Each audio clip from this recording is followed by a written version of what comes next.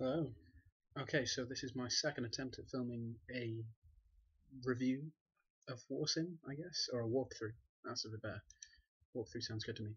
Okay, so we're in 0.55 of Warsim. It's an attempt of the game challenge for a unit battling game, and it sort of goes a bit beyond that. There's a lot of shit going on here.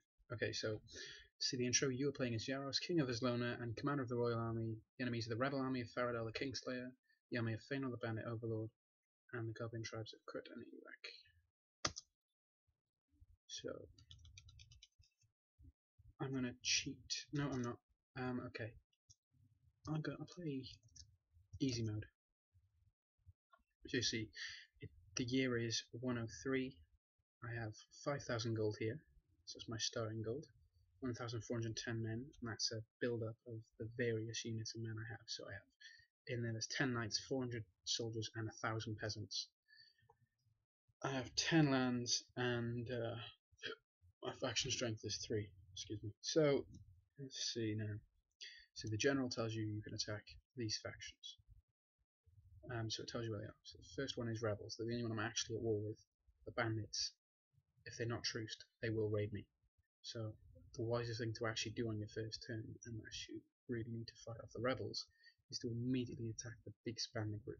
So you can't assume these are going to be big. These are smaller bandit groups. So the first one you should attack is probably the bandits, because they'll mess you up and they raid you and steal your money on the first turn. You can attack the Krit, which are goblins, the Iraq, which are goblins, and then these are randomly generated. So if I replay the game, these will be different. These are bandit groups. So there's the Glass Fathers, the First Knaves, the Scorpion Clan, the Corrupted Meadow Guard, and the Reigning Vigil. All sound kind of cool to me. And then we've got Independent Kingdoms. So there are 5 of them as well. So there's the Dragonfly Eastern Duchy, the Banner-bearing Commonwealth, the Ancestral Western Land, Blue Land, and the Pink Eastern Commonwealth. There's countless combinations for all faction names and things like that. The first 4 are the only things in the game that aren't randomly generated, to be honest. So first thing I'm going to do is I'm going to attack the bandits. Now you can go the non-violent route, and it's only recommended if you cannot beat anyone. So you can choose to either raid, invade, or skirmish. So raiding means that you kill their men and steal their gold, which is the middle ground. It's the sort of medium difficulty. A skirmish is the easiest one. You're just fighting their men, so there's no extra risk aside from loss of your men. It's the easiest battle to win, and the hardest one is invade. But to be honest, there's no huge difference between them all. So I'm going to invade. It's my favourite thing to do. It's where you steal their lands. So I'm not going to send all my peasants. I'm just going to send my 400 soldiers and 10 knights. So 10 knights return, blah blah blah, and press enter now. The battle will begin. So it simulated that. You see, one of the mostly they're bandits, but a couple of my soldiers have died. Look at the end of the battle. I've lost 39 men, and they have lost 132. So I have 371 men of the ones I sent in who survived. So I gain 1 land from the bandits. So there's the end of turn report now, because the battle is over. You receive 76 gold in rents from your 11 lands, because I now have 11 instead of 10. 41 soldiers have been enlisted. I trained 50 peasants, because I have my knights alive, and knights can train peasants into soldiers. The peasants who are currently working the harvest earn 457 gold from this season. Bandits pillaged 2,380 gold from me. That's huge. And other bandit groups pillaged 477, so that's combined between them all, which is quite small actually. It varies though, and so you'll find some turns where they may not be able to take anything from you, and other turns where they might take so much from you you'll be bankrupt. I pay 452 in wages to my soldiers and 30 in wages to my knights. And then my spy reports tell me that rebels have enlisted no soldiers. Bandits have enlisted 13 new bandits and 4 warlords. And the goblins have enlisted 11 tribals, 12 workers, 6. Well, you get the point. So we're going to enter the main menu now. So this is the meat of the game. This is where it all goes on. As you see, after all that, I've only got 409 gold left, which is terrible. So to show you the features of this game, I'm going to cheat. We go to Kingdom Management. And if you don't want to know what the cheats are, because I'll probably put this game up for download, skip ahead. But yeah, I'm going to put in 7, which is the lucky number, gives you 7 million gold. And you might not think in a game like this you could use 7 million gold up, but you can. you can burn through money so quickly. It's unbelievable. So the first thing I'm going to do is go to the troop recruitment screen. I can recruit peasants, soldiers, knights, and at the moment there are no bandits in prison, but I can hire tribal goblins. So let's see. So I'm going to hire tribal goblins now because I'm going to outlaw them next turn. Now these two here will replenish sometimes, and sometimes they won't. The rest of them are permanent, and they will always replenish every turn based on your lands. So these will grow. So if you don't recruit forever, and suddenly like 50 turns later you check back, there'll be an absolute backlog of tons of troops you can buy from here. So I'm going to hire some peasants, 1,200 of them, because they don't require a wage. I'm going to hire 60 knights. I'm not going to hire any soldiers because I'm going to sell my soldiers, but I'll explain that in a moment. So let's see. Number 2, we'll have a look through it. So mercenary companies, next thing you can do. So these mercenary companies are randomly generated. There are numerous things you can do. You can outlaw them and fight them. And once they're destroyed, there'll never be another mercenary unit in this spot. So if I destroyed the Purple Southern Dreamers myself and stole the lands that they were on, because there's 5 lands here, there would never be another thing in the number 1 slot. So we have the Purple Southern Dreamers, the Royal Western Arrows, the Grand Meadow Spawn, the Grass Riders, and the Well-Endowed Dreamers. So the cost is based on their strength times by their numbers. So sometimes you'll find fairly priced units and they have like only 10 people. I wouldn't recommend hiring something really small though. Usually the bigger groups are better. And this is actually quite huge. I mean, usually they can be, 4,000, 5,000, but anything exceeding 10,000 is going to be pretty powerful. So I'm going to hire the Purple Southern Dreamers first. So you can see they have a randomly generated leader, and it randomly generates the type of unit they're going to be as well. So you've got Purple Guards, 497 of them, so these are the special units, and Wolf the Lowborn is the leader, who will fight alongside them. So I'm going to hire them, and first course of action is going to be to, let's see, you can't see it because my head's in the way, but we can skirmish, there we go, we can skirmish, raid, or invade. Now if you choose to invade as using the mercenaries, you have to pay them for the lands they capture because it's extra work, more risk. So I'm going to raid first and get my money back. So you go, a Purple Guard is killed. So you see they're huge in numbers, so they're wiping out these bandits. So because they're raiding, the money they stole from me I'm getting back. So they loot 994 gold, and I receive half of that. Obviously they take their cut for the plundering, so I get 497 gold from that raid, and I'm going to keep going that for a while. And actually screw it, I'm going to invade them. There we go, captured their land. Going to do it again. So there you go, you see, bandit losses. So we're not losing too many men, and we're gaining a fair bit of land.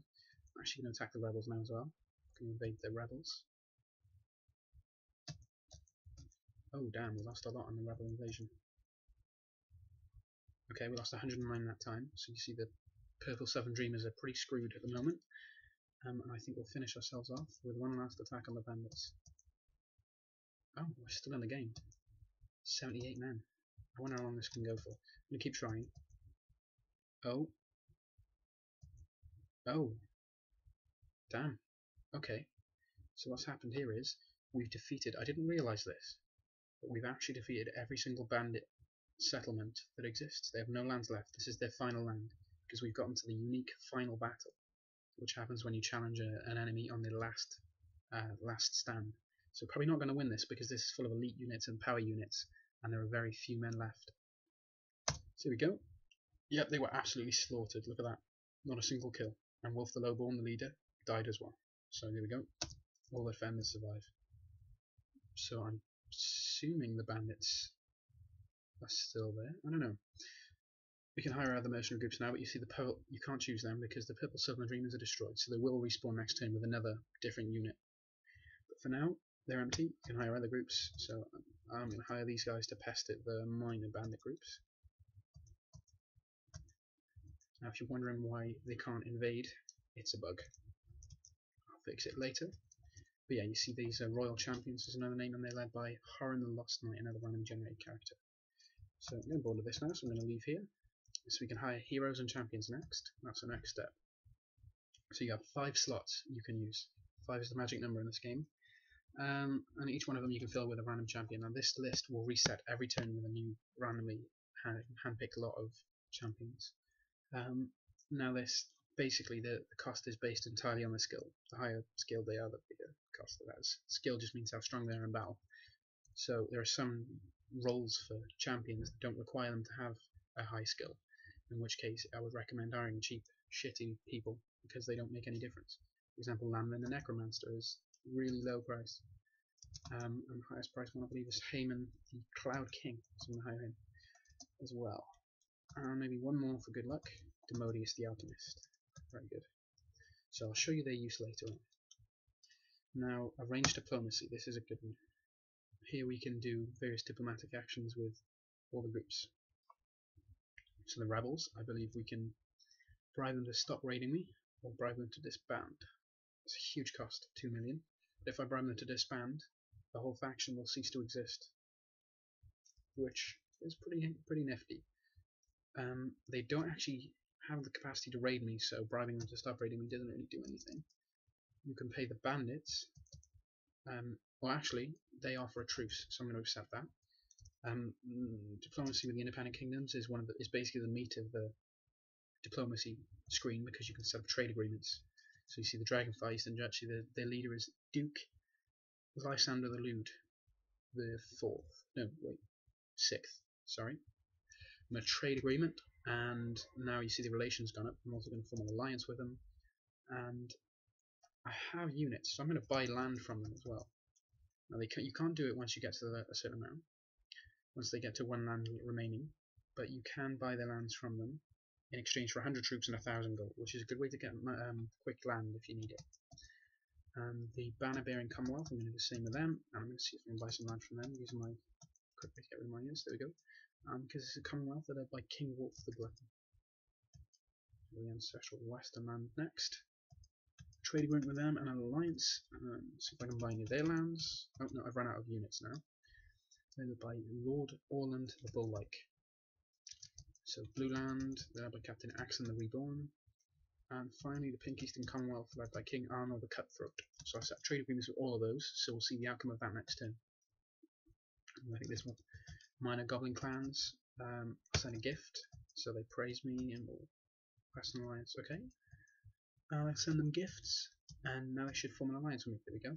So there's no bonuses for the alliance with them. These are all randomly generated, but it's a weird system, so they all kind of look similar. For the bandit groups, you can bribe them to stop attacking you, but there's no real point. May as well just wipe them out.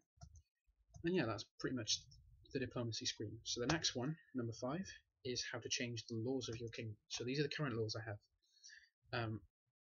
No, actually, the current laws I have will be the opposite of these. So for example, these are the things I can enact. I can arrange a bandit scorch, which means bandits will be captured from my enemies and put in jail, basically. They'll have to pay bounties for each one caught. I can outlaw mercenary companies, which I'm going to do, just to show you this, but I will do that next turn when I have more units. Let's see. Gambling tax, which means that the arena I'll basically get 1,000 gold every turn. Goblin Scourge, which is the same thing as the Bandit Scourge. I can arrange forceful enlistment, which I'm going to do because I recommend that. It means instead of getting soldiers every turn in recruitment, you'll get twice as many units, but they're going to be peasants. Subsidize the arena means you can bet bigger amounts. It's the opposite of gambling tax. Gambling tax means you get 1,000 gold every turn from the arena, but your bets that you can make will be half as much, the sort of bet ceiling. Whereas the subsidizing the arena doubles it, which can be good if you're really good at betting. It's worth doing. Longer harvest hours means some of your men will die from dysentery and things like that, but you'll get more money from the harvest, which is sort of worth it, but it can end up being a bit worth. I'm going to ban goblin slavery, which gives me, oh, hang on, here we go, which just gives me a bonus with every goblin faction, and means I won't be able to buy any goblin slaves. Mercenary grant means larger mercenary groups will respawn once another one is destroyed instead of smaller ones. Forgiving outlaws means outlaws will come to my aid. And banking tax, blah blah blah, you get the point. Goblin celebration, going to enact that. And ceasing peasant training means that your soldiers and trainers won't turn peasants into soldiers. But it's worth it. So that's all the laws done. We'll see them in action very soon. Next we go to kingdom upgrades. So there's loads of things you can do on this screen. First thing I'm going to do is build an ability quarters, which basically recruits 1 to 5 knights every turn. Second version, Extended Quarters, recruits 1 to 25 units every turn, and so on, 1 to 50. So I've already upgraded to the max. Training Grounds means like it trains men per turn, much better rates than the Knights do, and also it adds the use of the Grand Barracks now, so I can use that to convert troops, which is handy. But I'll show you that in a moment. In fact, yeah, I'll show you that once I've done all the rest of the stuff. Shrine of Harvest means that doubles the income from each harvest. So the first one adds, I think, 25%, then 50%, and then doubles completely. Grand Champion's Quarters, I'll show you that later, but I'm going to buy that now. I'm going to buy an inn, which gives you various perks on trade, same with the dock. Dock is pretty much trade stuff. Monument to Champions means that more named champions will appear in the arena. Armory means the units are stronger. And an Explorer's Guild means I get to explore more times per turn, as does a Grand. So now you see I can sell my land, number 10. So these are the people who gather in my court to hear my sale. People who are offering to buy my land. Disgrace Goblin Chief, blah blah blah blah, and whoever I sell it to, they will gain lands. So you can make a faction pretty powerful, but it's not something I do really. You can sell your peasants to the militia, but I'm not going to do that because you sell them for a rip-off price. However, if you train a lot of peasants into soldiers, you can sell them on for profit, which is what I'm planning to do. But I apparently only have 2 soldiers, which I'm going to sell. So we use the Grand Barracks, and you can turn bandits into soldiers, tribals into soldiers, you can turn tribals into berserkers and so on. You can do a lot of conversion. I'm going to turn tribal goblins, I'm going to turn 88 of them into soldiers, and then I'm going to sell those. So I made a big profit there. But I mean, I've got loads of money because I've cheated, so I don't really need to worry about that. But I mean, it's worth it. Converting knights to recruiters is something I also like doing. It's like I basically lose the ability to have those knights at my disposal, but every turn they will recruit peasants to my side. So it's worth doing, putting them to work, so to say. Okay, so we've done that. We can go to the arena, which is another huge feature. So the current fee is 10 gold entry to watch or bet on a fight. So we're going to watch a fight first. So we've got Dodo the Valiant, a named champion, fighting against a Goblin Berserker. So I'm probably going to say the Goblin Berserker is going to win because they're quite powerful. And yep, he does. Let's watch another one. A Bandit versus a Corrupted Meadow Guard Bandit. So that's one of the names of a bandit faction. The regular one wins. We've got a Knight of the Thorn against a Banished Goblin. So you get random, tons of different types of units. Jarek the Wrathful against a Knight. Quick Goblin against Ulf the Fury, the 4th. So it's pretty cool. You bet on a fight. So Ulf the Fury won, so he continues on. That's a thing that goes on in the thing. If a named champion wins 2 fights in a row in the arena, they'll go into the roster and be in the next tournament. So it's a good way to build up famous champions. So I'm betting between 2 champions here. I'm going to bet on Olaf the Fury since he's won a match already. I'm going to bet the full 20k because I can. And I've lost. There you go. So if I bet, Alarin the Ancient will be fighting on now because he's already won 1 fight. And the max bet I can bet is now 40k because that's how much gold the arena has now because they won the rest from me. So I'm going to bet again. Oh my god, I just lost 40k. So I'm going to bet on Aether and Knight. I'm going to bet 80k. I just realised Goblin Warlord is a very powerful unit, so I'm probably going to lose that as well. No, I won. There we go. Fantastic. So that's out of the way. Arena Grand Champion. So there's numerous things you can do with the Grand Champion. You notice earlier on I bought the Grand Champion quarters, palace, etc., which means I can invite him to live in his newly built palace on behalf of me, which means he gets a bonus to his strength.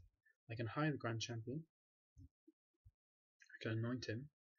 I'm going to watch the Grand Champion fight. So it's 8th of the Night against Golberth the Warty. And Golberth the Warty wins and becomes the new Grand Champion. So it won't let me anoint him because of a bug. I can hire him to be one of my units because I've got a free slot. But it won't let you do that if you filled your slots up. So if you find a particularly powerful Grand Champion and you want to use them for your own will, it's worth doing. I'm going to invite him to live in my palace. So he's very happy with that. And now if I look at statistics, oh no, I've challenged him. Shit. Okay, so I'm going to use the Haemon the Cloud King because he's powerful, and we'll see who wins. Oh, Goblin the Water wins. Okay. Oh well. Grand Champion statistics. So he's won 2 fights. There was the fight he won challenging and the fight he won against mine. He lives in the Grand Champion's Palace and its strength is 373. It's a pretty powerful guy. So yeah, going to leave now and move on to the next part. Tournaments. I'm going to buy the arena first. Won't take the money away because of a bug. Let's have a look. So I can change the cost it is to watch a fight, which is currently 10 gold. But I'm going to make it free. So go back now, see, watch a fight and bet on a fight costs nothing.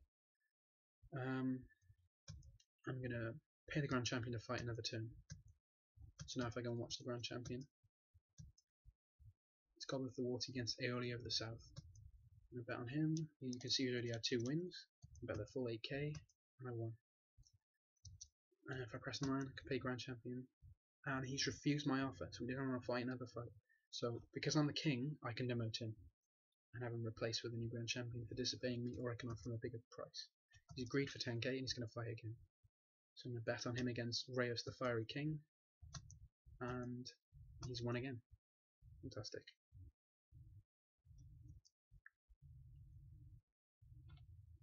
Okay.